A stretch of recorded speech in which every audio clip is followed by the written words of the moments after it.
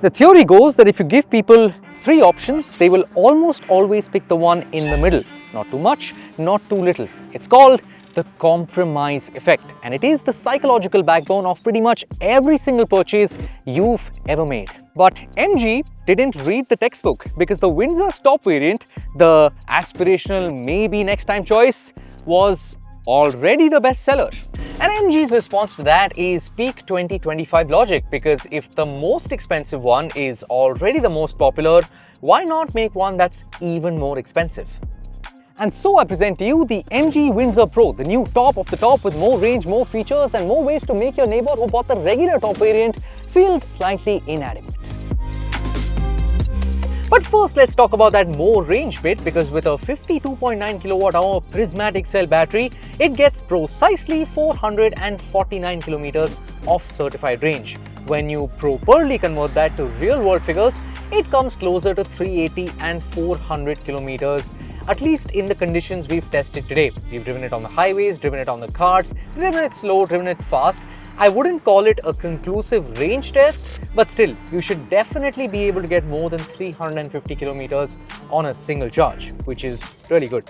What I can say conclusively though is that you will do more journeys between charges. It also means fewer trips to the charging station where you sit and contemplate life. AC charging speeds are slower because of the bigger battery, and DC speeds now go up to 60 kilowatt hours.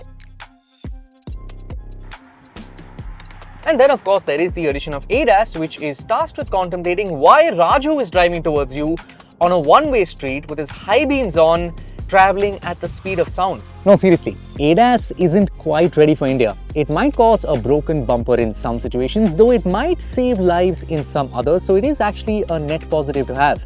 What is also a net positive though is the weight. But like a gentleman on a first date, I'm not going to be asking how much weight exactly. Just kidding. I actually asked MG and they told me the battery is 54 kgs heavier while the car is 93 kgs heavier in total. So approximately the weight of, I don't know, like half a Cyrus. And since the power and torque figures are exactly the same as before, it is not exactly what you'd call fast. But it's not slow either. Thanks to the push-up bra of electricity, the 136 horses and 200 Newton meters of torque actually feel like a lot more in the real world than they do on paper. You have pretty much no trouble keeping up with and even overtaking highway traffic, and it feels like a relaxed and calm driving experience. And if your idea of driving pleasure is going to the supermarket to buy a bunch of spinach, then this should be just fine. But then, so will the regular Windsor? Because the only point of having this Windsor Essence Pro is if you're actually going to be using your EV on the highway and driving long distances.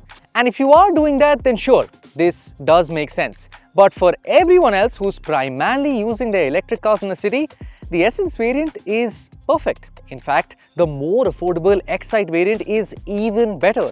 Make the smart choice. Don't let the compromise effect fool you.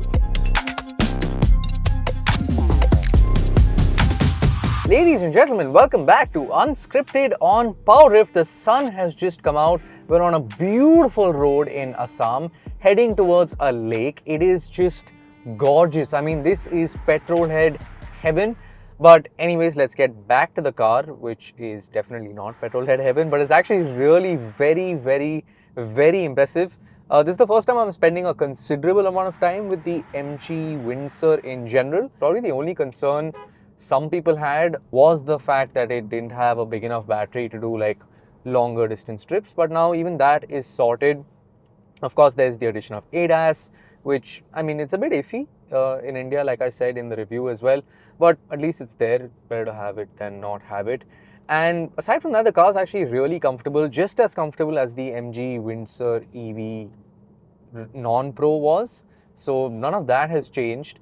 The only thing is it feels a bit bouncy at low speeds when you hit like a speed breaker, and I think that's mainly down to the extra weight of the battery. But aside from that, it's super comfortable, and just like before, you can have like really tall people sitting in the back and still be very comfortable. Just for reference, I'm 5'11", even though I would like to be 6 feet.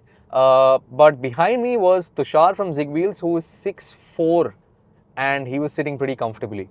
Even me sitting behind myself, I have ample amount of space. If you're shorter than 5 feet 11, you do not need to worry about space in the back. It's got loads of space. It is super comfortable. I love how the interior has been executed. I would have liked a little bit more physical controls, and the screen response time could be faster.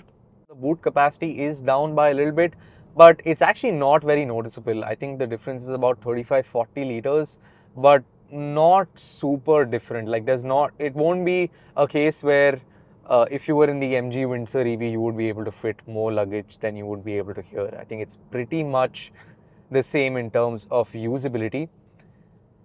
Aside from that, there's very little to note. Yes, you do feel the weight of the car when you give it a shimmy, but it's okay. It's actually really just a very chill car to drive. This was a fairly short review because there's very little that's changed really. This is basically the same car with just a few tweaks, a bigger battery, a few more features, and that's about it. Hopefully you like the short format of the video, and if you want any more questions answered, let us know in the comments below, and catch you there.